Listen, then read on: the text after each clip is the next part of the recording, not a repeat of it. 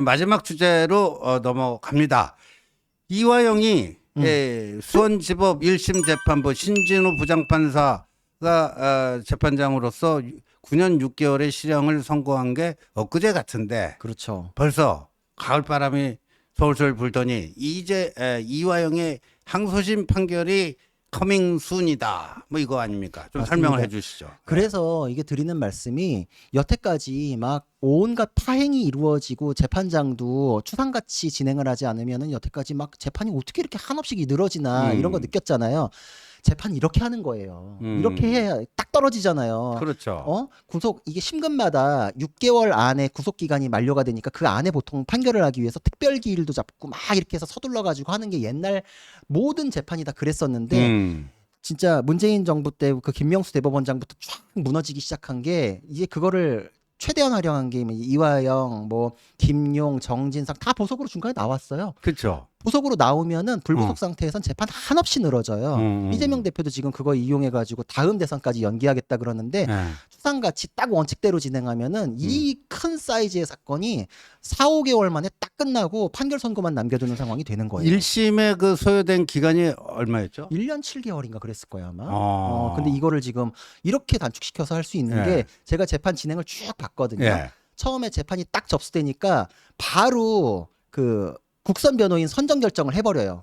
그게 왜 그러냐면은 변호사가 없는데라고 핑계대서 시간도 못 미루게. 그러면 이제 국선 변호사가 이 항소 이유서나 이런 거 내는 거는 좀 이게 충분히 이게 자기들 원하는 대로 되지 않을 우려가 있으니까 타선 변호인 기존의 1심 변호인이 위임장을 안 낼 수가 없어요. 바로 내는 거예요. 그러면 냈고 그리고 재판 진행할 때마다 보통 이제 확인하고 싶은 사항이 있으면 재판을 열 때 이 쟁점에 대해서는 의문이 있으니까 다음 기일까지 뭐 해오세요. 이렇게 하면은 그 다음 재판까지 시간이 밀리잖아요. 이 재판부는 의문 사항이 있으면 성명 준비 명령이라 그러거든요. 서류로 이거 다음 재판까지 밝혀와라. 그냥 수시로 냈더라고요. 재판을 엄청 땡겼어요. 그래가지고 이 재판부 진짜 열심히 했다. 이게 딱 느껴졌어요. 진행에 있어서도.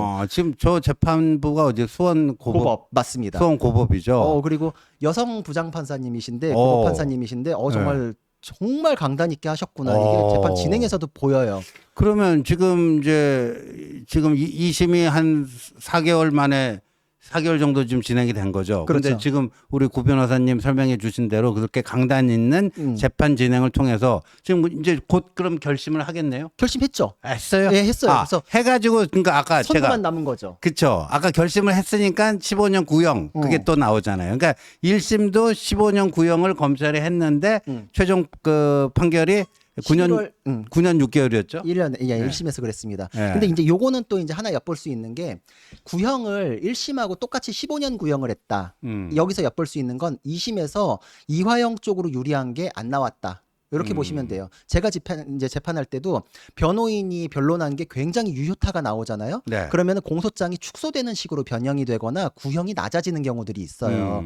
왜냐하면 이제 검찰이 보기에도 이 부분은 떨어져 나가겠네. 이제 이렇게 예상하는 부분이 있으면 그렇게 낮아지는데 전혀 없이 15년 구형이 그대로 나왔다는 건 2심에서 이화영에게 유리한 유효타는 없었다. 이렇게 보면 되고 재판 진행이 굉장히 빨랐잖아요. 그거는 1심에서 시간을 충분히 쓰면서 했기 때문에 끌고자 하는 핑계도 못 만들었다. 그리고 이 부분에 대해서는 유효하다 생각하면은 그 부분에 대해서는 기회를 줘요. 근데 그렇게 기회를 줄 것도 없었다. 이렇게 볼 수 있죠. 그러니까 변호 전략이 정말 제대로 먹힌 거 유효했던 게 없으니까 그러니까 여태까지 또 연어 얘기하는 거예요. 술판 벌어졌다. 이게 정말 생뚱맞은 얘기하는데. 아이고 그 지겹지도 않나 아이가. 그리고 이제 재판이 끝나갈 것 같으니까 또 이제 꼼수를 부리려고 이화영 쪽에서 보석 신청을 냈어요. 근데 보석 신청이라는 건 불구속 상태에서 재판을 어떻게든 늘려보려고 그랬던 건데 그렇죠. 요것도 이제 또 안 통한 게 보통 이제 이런 사건 같은 경우에는 보석에 대한 결정을 바로 안 해요. 선고 날까지 결정을 안 하는 거는 보석 안 내보내주겠다는 다른 표현이기도 하거든요.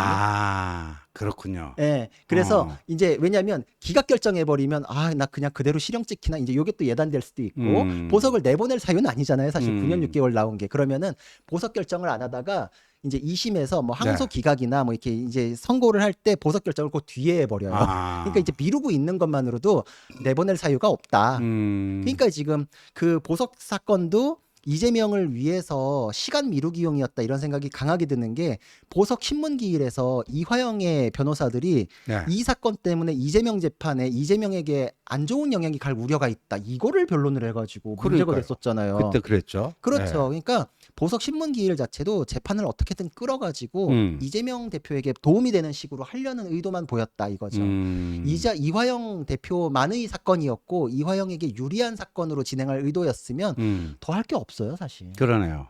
그러니까 그렇게. 거기서 그렇게 사실 변호사가 그렇게 하면 안 되는 건데, 그러니까 검찰도 그런 지적을 하죠. 지금 누구 변론하시는 거냐 이런 얘기가 그렇죠. 나올 정도로 어이없는 진행을 했고, 그러니까 이제 거기에 보면은 모든 건 다 이재명 대표 중심으로 돌아갔던 게 뭐 재판 기록 유출한 것 때문에 지금 수사 받고 있는 현근택 변호사 이런 사람은 수원시 부시장으로 가버렸어요.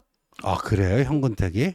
그랬어요. 오, 부시장님이 되셨네요. 됐어요. 아, 출세했네요. 그러니까요. 자, 기록 유출에 대한 대가인지 뭐 그거는 뭐 이제 상식의 판단에 맡기겠는데, 그런 식으로 다 모든 것이 이재명 중심으로 모든 주변 사람들의 사건이 모두 다 이재명의 중심으로. 하지만 이재명 대표는 나는 몰랐대요. 이런 재판이 있나요? 아, 그러면 제가 이제 궁금해지는 거는요. 지금 이재명 대표는 저 사건에 이화영과 공범인데, 그죠? 네. 공동정범인데. 네. 근데 이재명 저기는 시작도 안 됐어요, 아직? 이제 막 시작 단계죠. 그렇죠. 이제 막 시작 단계죠. 재판부를 뭐 교체안에 했던 근데 거.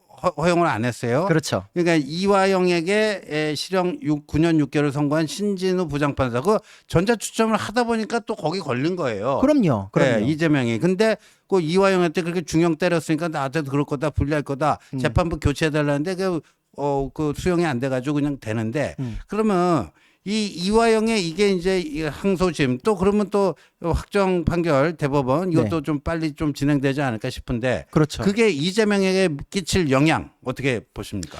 그 형사 사건에서의 판결문은 같은 재판부인지 아니들 따지지 않고 다른 재판보더라도 판결문이 나오잖아요. 네. 그럼 사실관계에 대해서 강력한 증명력을 갖고 있다고 평가를 해요. 근데 이게 지금 구조가 뭐냐면 이화영이 김성태하고 대북 송금을 했다. 네. 여기까지예요. 네. 그리고 거기에 이재명이 공범인지 아닌지 관여가 있는지 요것만 따지면 돼요. 그래서 앞부분에 대해서 이화영 재판이 굉장히 중요한 게 그 범죄를 통해 가지고 북한에 대북 송금했다는 부분이 그냥 인정이 돼 버리니까, 그렇죠. 여기서 어떻게든 시간을 끌고 확정이 안 되게끔 해야 되는데 이것 때문에 지금 연결이 되네 안 되네 이러는 건데, 네. 지금 이 항소심까지 만약에 이화영이 유죄가 그렇게 나오잖아요. 네. 그러면은 대법원은 법률심이잖아요. 네. 법리적으로 잘 됐냐 잘못됐냐만 따지지 사실관계는 사실 고법에서 끝나요. 끝나죠. 그럼 사실관계가 고법에서 확정이 되면 이게 이재명 재판으로 들어가잖아요. 네. 거기까지의 사실관계는 그냥 프리패스예요. 예. 그러면 재판이 굉장히 빨라지고, 거기서 다루어진 거는 또 이제 법적인 얘기를 하자면 그 경찰이나 검찰에서 다루어진 조서나 이런 것들은 증거 능력을 다툴 수 있잖아요. 근데 법원에 와서 그거에 대해서 증언을 했던 조서들 있죠. 법정 조서들을. 그거는 정말 따지지 않고 무조건적인 증거 능력을 인정해요. 아니 뭐 판사가 고문했을 리가 없잖아요. 그렇죠. 그래서 증거법에서 법원을 통해서 생성된 증거, 증언 이런 것들은 무조건적인 증거 능력이 인정되기 때문에 이화영 재판에서 증인들이 나와서 조서들이 쭉 만들어졌을 거 아니에요. 그건 그냥 서류만 집어넣으면 돼요. 서류만. 사람을 부르고 말고 시간 끌고 어쩌고 그럴 필요가 없어요. 그러니까 최대한 단축되는 거예요. 그런데 그 이제 1심 때 1심 뭐 그 최후 변론 뭐 이럴 때 이화영 변호사들이 그때 그 동원한 논리가 이거 아닙니까? 이 사건 수사는 정치적 라이벌인 이재명을 죽이기 위한 표적 수사였다. 그러니까 이 불순한 동기로 검찰 수사가 진행이 돼갖고